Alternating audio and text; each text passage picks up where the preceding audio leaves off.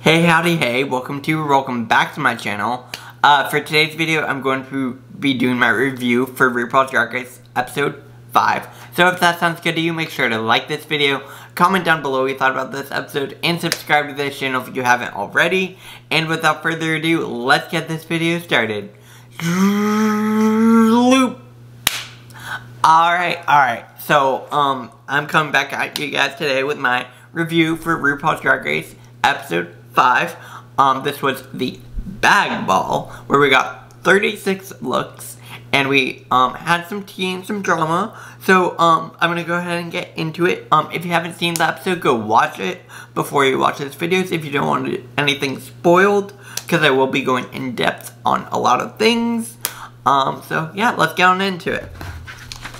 Obviously, the episode starts with the queens walking back into the workroom after Kimora was eliminated, at which point Candy says that she again thinks Elliott should have been in the bottom 3. This felt a little weird for Candy to say it yet again, because I feel like she already got her point across. Next I wanted to talk about, Candy saying Simone was her biggest competition, and how Tamisha was kind of like, whoa, hold up, we're all still here.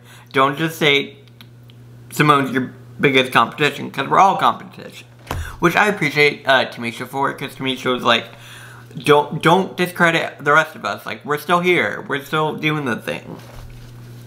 Anyways, so that was about it for that. And then it's a new day in the workroom. And we have the money ball, we have a mini challenge first. The mini challenge will be getting into quick baby drag and having a birthday party in baby drag. This was the weirdest mini challenge I think I've seen in a while. It was similar, I guess, to the bee challenge in season 12, so this is kind of like their version of it, I guess. It was fine. It was very strange. In the end, Lala won, so I guess congrats, Lala. I don't really know. Sure. Now RuPaul is talking to them about the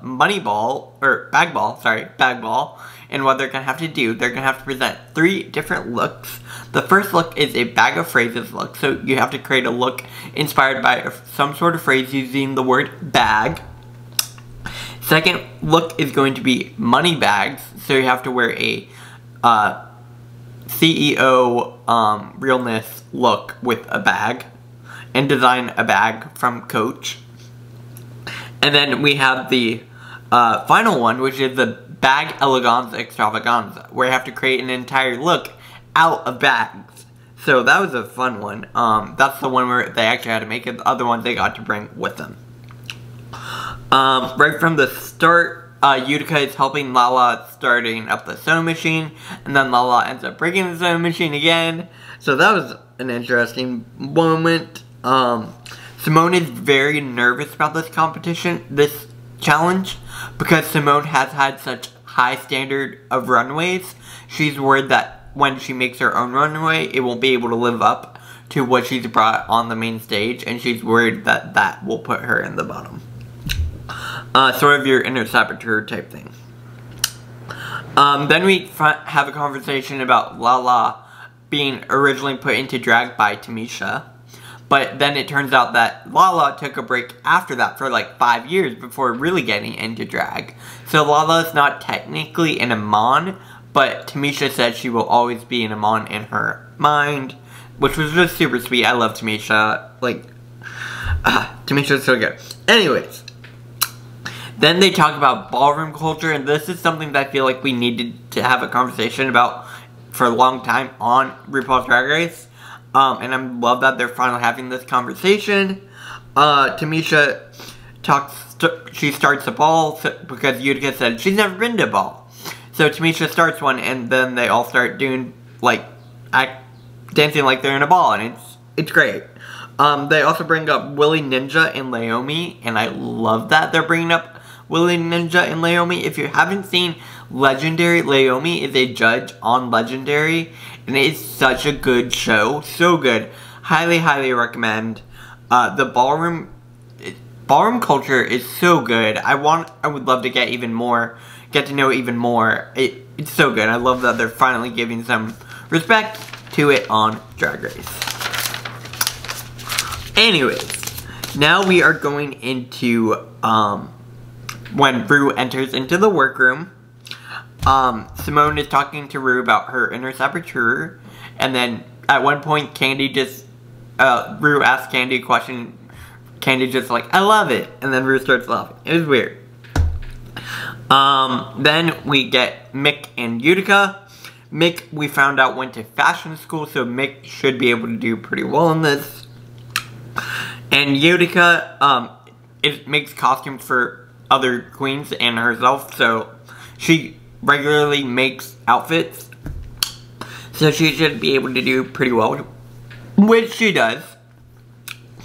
Anyways, and then we find out about Joey, scrunch boots, IV bags, nothing too crazy there. Lala was inspired by pageantry with a lot of her drag, so we find that out, I guess. That's about it, really. From that moment, then once Ru leaves and they're getting ready, they have a conversation about the Black Lives Matter movement, which is something that I love that they're talking about. I love that they're having these conversations about social issues on the show, because this is such a big platform. I think it's a great opportunity to be having these conversations, and I love that these conversations are being had. And I want to be able to use my platform as well to bring awareness, and while it's not, I think it's important for me to be an ally and to use my voice to support, I guess is what I'm trying to say, and I want to keep doing that in the future. Anyways, now we get to the main stage. Nicole Byer is back as a guest judge. I love Nicole Byer. I think she is a fantastic judge. I think she should be a regular judge. So good. So now we get into the bag of phrases runway. So first is Denali, who is a car bag. I'm gonna actually just go through here and point out some of my personal highlights. I really liked Denali's car bag. I think that was fun. Airbag, not a car bag, but you know what I mean. I really liked Simone's fun bag. That was cool. And I also really liked Tamisha's old bag. I think that was really funny. It was a fun interpretation of the challenge. I also really liked Gottmik's body bag. I think that was really, really well done. Oh, and Rosé's bagpipes. So good. So good. I love Rosé. And yeah, those were the highlights for me, at least. Oh, well, I did like Candy's bag of tricks. Bag of tricks was pretty cute. I will say, that was a good runway. Now we are getting into the next category, which is Moneybags. And my favorites from the Moneybags, obviously I love Simone. Simone is gorgeous. I also really liked Mick's. I think this outfit won Mick the challenge. Sorry to get ahead, but I think this outfit won Mick the challenge because it was so good. Really well done. I loved it. Yeah. Those were my highlights, I think, from that one, honestly. The rest were fine. Nothing too crazy. But, yeah, no, I loved Mick, and I loved, Simone's. Now we're in the final category, which was the, extravagance, where you have to make your own outfit. I have some critiques here. Denali's was pretty cool. I really liked the makeup artistry.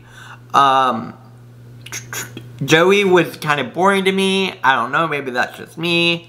Elliot was boring to me as well. Tamisha looked good. I liked all the textures in Tamisha's dress. I thought that was really well done. Gottmik's, I really liked it. I thought it was very cool. Tina's, I did not like. It felt, again, we're going back to the red and yellow, and I got kind of bored of that at the beginning. And now we're back to it, and I was like, really? We're doing this again? Anyways. And finally, I think Utica looked great. I think Utica had one of the best outfits as well during the challenge. Utica slayed the challenge as well, so like, way to go Utica. Anyways, so first we find out who's safe. The safe queens include Denali, Elliot, Simone, Tina, Olivia, and Candy. I think that's pretty fair. I think Simone would have been in the top had it not been for her last outfit, the one she made. I think the other two were really, really strong. But I agree with this, tops and bottoms, yeah. Or safe queens, I agree.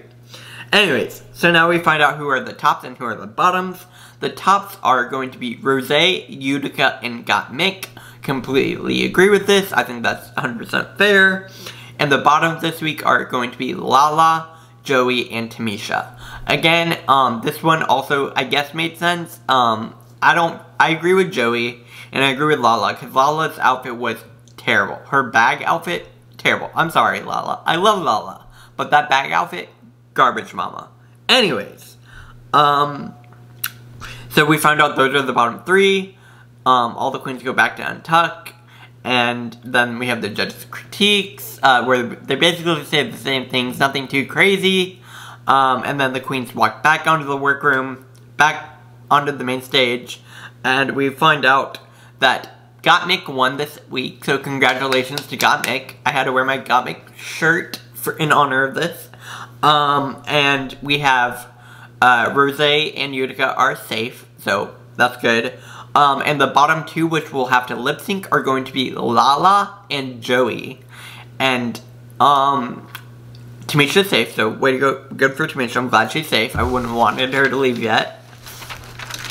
And now we are getting into the lip sync performance to Fancy by, I believe, Iggy Azalea. Pretty sure.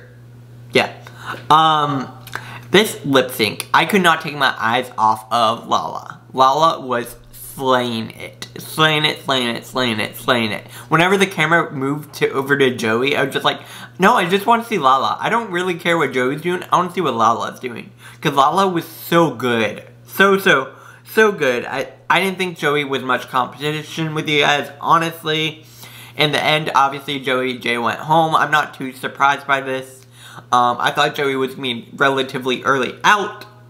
So, that brings us to the end of this episode. Next week's episode will be a disco documentary challenge. I'm a little bit confused on what that's going to be, but it'll be interesting to watch, I guess.